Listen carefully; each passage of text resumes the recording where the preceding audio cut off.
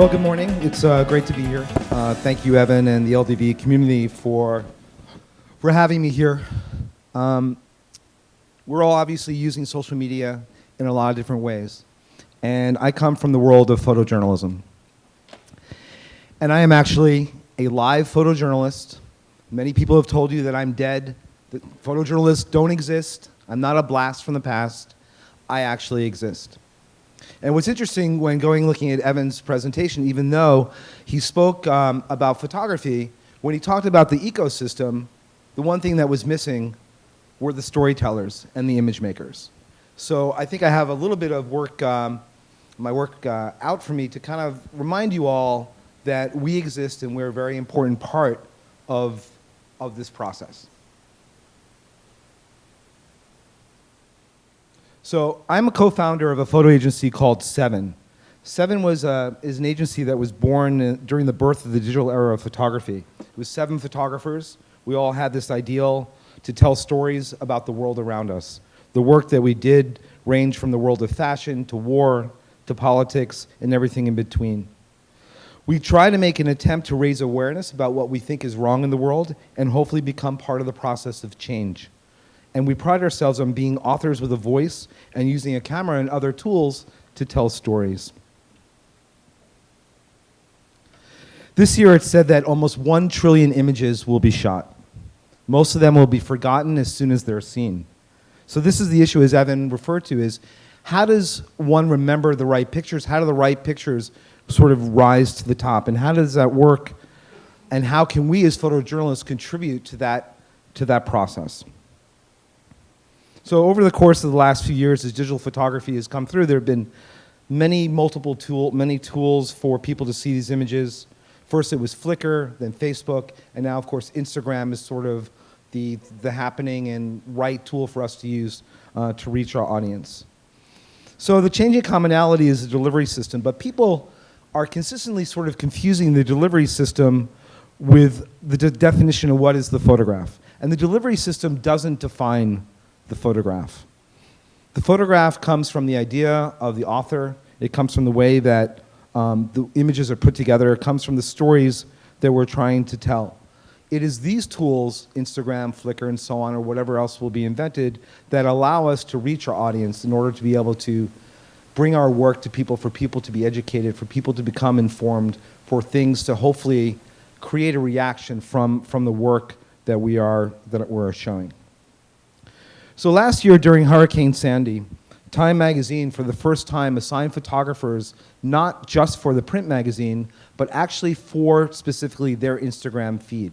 So photographers went out into the field as the hurricane was developing and its after effects, and were constantly uploading photographs to the Time feed. And this was a very new and interesting experiment for one of the sort of more, kind of old-staid magazines of the editorial world, and they found it incredibly successful.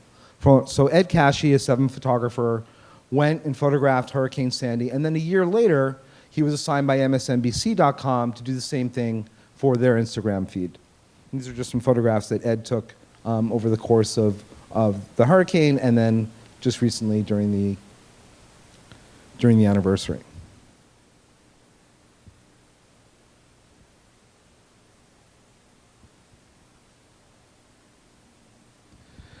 So one of the things that has kind of come up with this social media transformation is that photographers have moved from being content suppliers only to also being publishers. As we as photographers are building our own social media outreach, we are starting to have audiences that are rivaling those of monthly magazines. There are photographers at 7 and other places that have 200,000, 300,000, 400,000 followers, and therefore can actually command an audience, which is really fascinating and sort of changing the dynamic and the ability for photojournalists to work with different clients.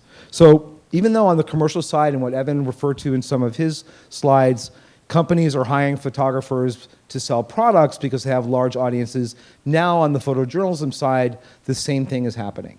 So in 2012, Doctors Without Borders sent John Stammeier, another 7 photographer, to South Sudan to cover their operations there.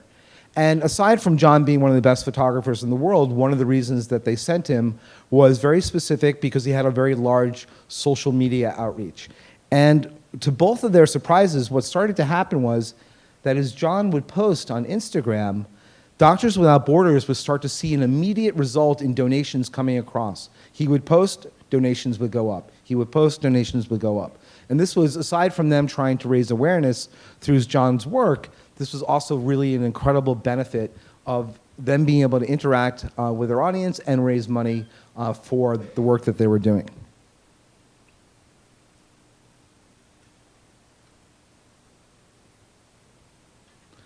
I was sent to Haiti to work for CNN.com to do the after effects of the earthquake. I spent time working with children.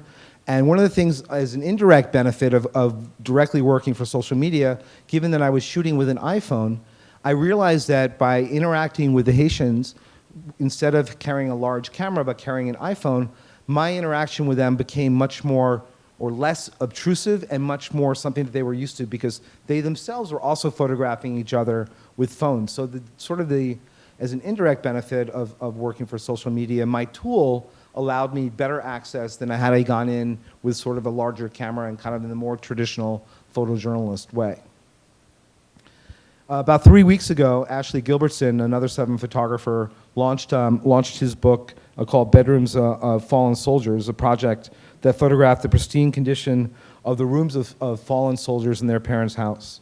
So Time Magazine's Instagram feed did one piece on it, and reaching a very large audience with thousands of comments in a very short period of time, exposed this project and Ashley's work to a whole new audience. And it was quite successful in that way. Late last year, Marcus Bleasdale, another Seven photographer working with National Geographic, doing a project about the mining of minerals in the Democratic Republic of Congo. This is a war that has killed more people than any other war since World War II. And it's a war that we basically are all very involved in because it's all about the minerals that are used in our cell phones and our computers.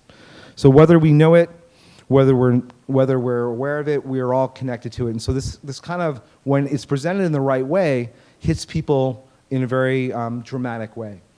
And what's really incredible is as the work was published in the magazine, the Instagram feed, National Geographic's feed, reaching millions of people, garnering thousands and thousands of comments, there was a real outcry. And very quickly, the CEO of Intel came out and made a statement about Intel's involvement with mining in the Congo. And basically they said that they would know that they would start to respect human rights and would support responsible mining. Basically, Intel was going to, like if we all remember in Sierra Leone with safe diamonds or blood diamonds, Intel is now doing the same thing with minerals from the Congo. So this is something that was pretty much a direct result of social media, photography, in the combination with the actions by politicians and activists, all working together in order to sort of affect change. And it was a very unique and amazing situation, but it's something that for myself and my colleagues at Seven and other photojournalists shows the potential of what can happen. So we can, to a certain point, redefine who is a photographer, what is a photograph, but it's my hope that the technologies that you all hear about today, the technologies that you guys are going to reinvent, the technologies that you're going to invent, all of these new tools, we as the storytellers are extremely excited waiting for you guys to develop this and for us to use it, because in essence, together, hand in hand with the imagery, with your work, with our work, hopefully we can change the world for the better and make an impact that will help everybody. So thank you very much and have a great day.